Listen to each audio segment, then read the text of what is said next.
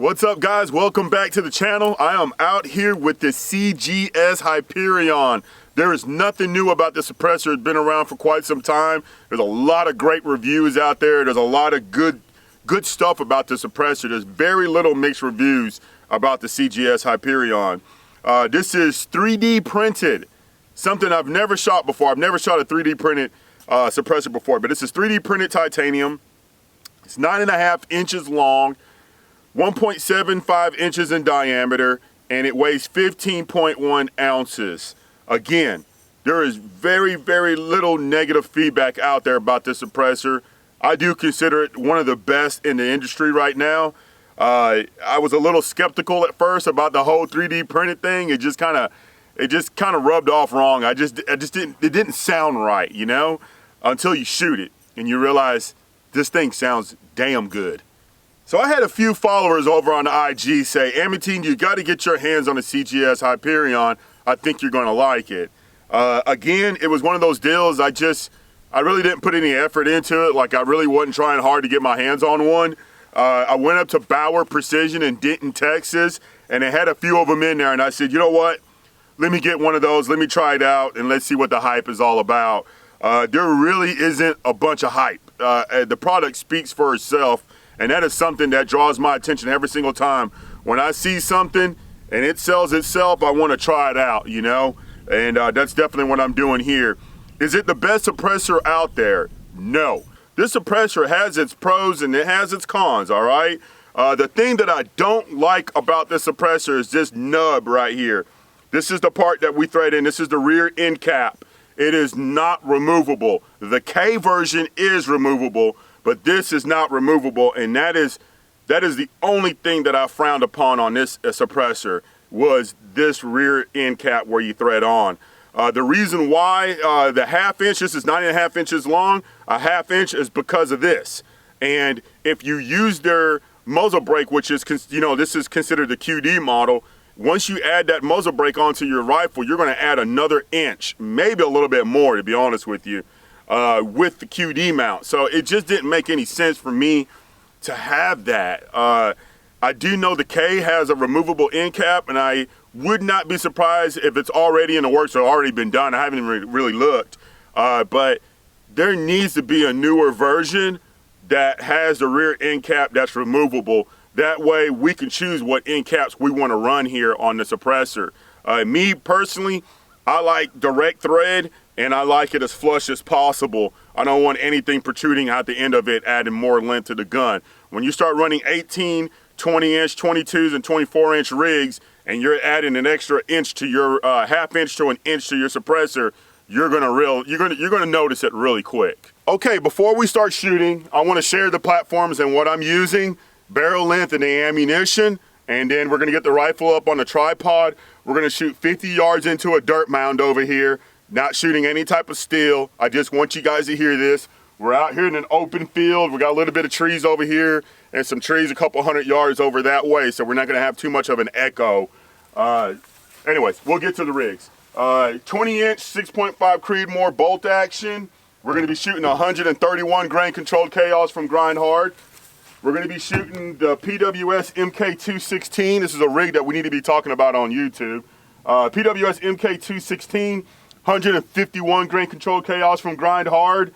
It is in position 3. It is in position 3, and that's where she's running really good. So we'll be shooting this. We also have the PWS MK109 in 300 blackout. We're going to shoot supers and subs. I believe the supers are 194 grain, and the subs are, damn, I just got a brain fart on that one. I forgot what the subs are, but they're Grind Hard ammunition. We'll shoot it, and I will get a number on you guys, number for you guys on the subs. We'll be shooting that. PWS MK116 and 7.62 by 39. We're going to be shooting Tula ammunition, 124 grain hollow points with the CGS Hyperion, and this one is in position 2. It's in position 2, and I'm pretty positive it runs really good in position 2. We're going to do 3 shots. 3 shots with each rig, all right? I'm going to get the camera probably about 5 yards away from the rig, maybe a little bit further than that. That way you guys can get a feel of what I'm talking about out here. I think we should start with the PWS MK116. So one thing that I do want to talk about real quick about the CGS also on the rear, the threaded part, if you're not running the QD muzzle brake, you could still do direct thread, but you got to really watch the shoulder on your barrel. Some barrels have a really good shoulder and others don't. The PWS doesn't have much of a shoulder. The inside of the threaded part on the CGS has a slight taper. So you have a taper and then your threads start. So if you don't have much of a shoulder, when you start to tighten down the suppressor, you could start digging into the tapered part of the CGS Hyperion.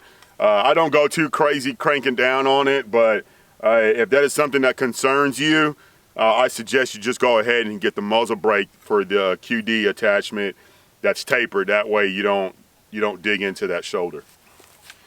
All right, so we're gonna do 3 shots, 124 grain Watula ammunition into dirt right over here. We're not shooting any steel.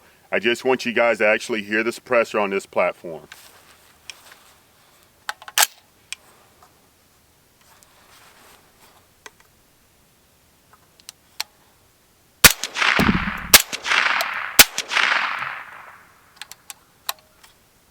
All right, what we have here is the PWS MK216 CGS, bolt TL35, grind hard ammunition, 151 grain. Again, we're shooting into this dirt right over here. This is probably my favorite setup with the CGS, to be honest with you guys.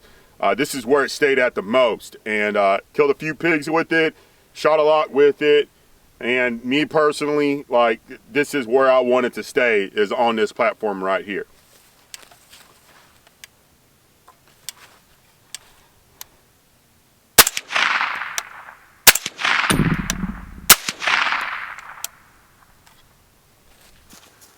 All right, folks, I gotta apologize real quick.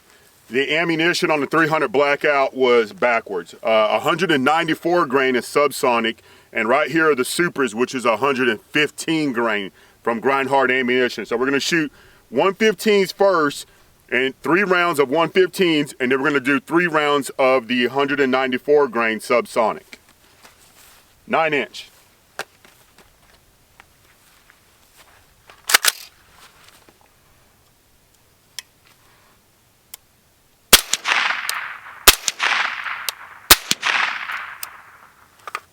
All right, time for some subs. Man, I love shooting subs. I love plinking with subs, and I love sneaking up on solo pigs with subs.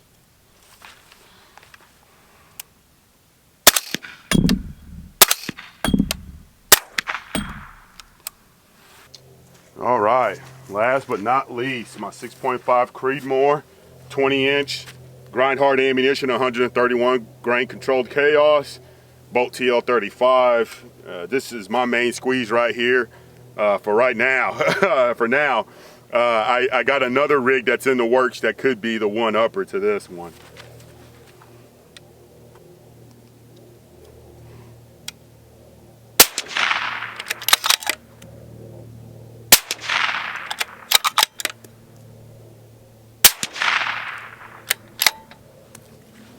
Guys, I like the suppressor. I want to thank Bauer Precision out of Denton, Texas. I want to thank Grind Hard Ammunition, PWS. There's just so many people to thank, man, and I'm going to do my best to try to thank those people at the end of the videos, because if it wasn't for them, I wouldn't be able to make these videos happen. I don't know what's next. I know we got a new thermal coming out, 2 new thermals coming out that I got my hands on. We have the MK111 that we still need to talk about. We still need to talk about the MK216. I got another bolt gun build. We need to talk about certain ammunitions that I got my hands on. I'm so far behind, it is not even funny, but I'm trying to get the content out there to you guys. Hope you guys enjoyed this video. Please hit that like button, get those subs going, and I'll see you guys in the next video.